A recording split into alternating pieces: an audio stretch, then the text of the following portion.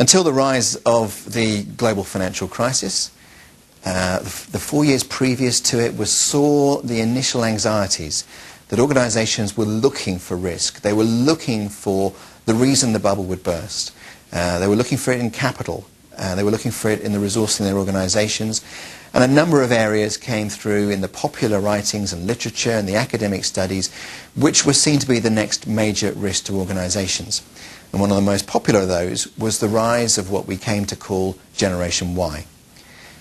Generation Y is that youth in organizations, which organizations became frightened of the power, the rights of, and the ability for them to make decisions that dwarfed the power of the organization.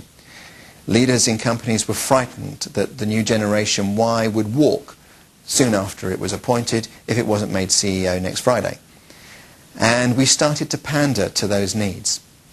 There was 3 years up until the start of the global financial crisis where we saw the boom industry in the mitigation of a risk of Gen Y. Are we leading it, looking after it appropriately?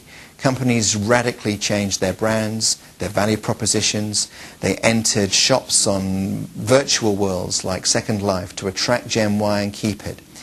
And in the general financial crisis, the global financial crisis evolves. The tide goes out. The major rocks of risk were seen. The choice of Generation Y to say, I'm walking tomorrow because there's a job for me in the next company, was removed.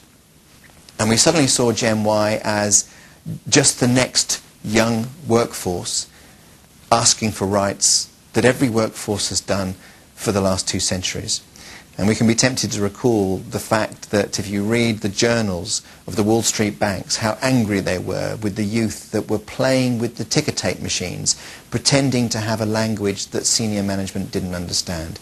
The introduction of technology in ticker tape, the fact that it was part of the vernacular, the language, the qualification, the mythology.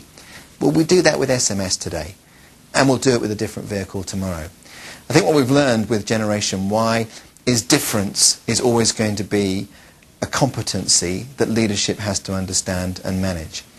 But as we start working with CEOs across the world, across multiple nations, in different industries, Gen Y will be seen as Gen Y2k. The last time we saw out of nowhere new threats turning up on board agendas was when it was Y2k.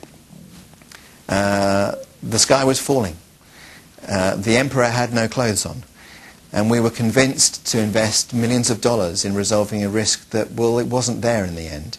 And I wonder whether the writers in 5 years from now will be writing about Gen Y2k rather than Gen Y as we turn our sights to the more fundamental risks of leadership in organizations.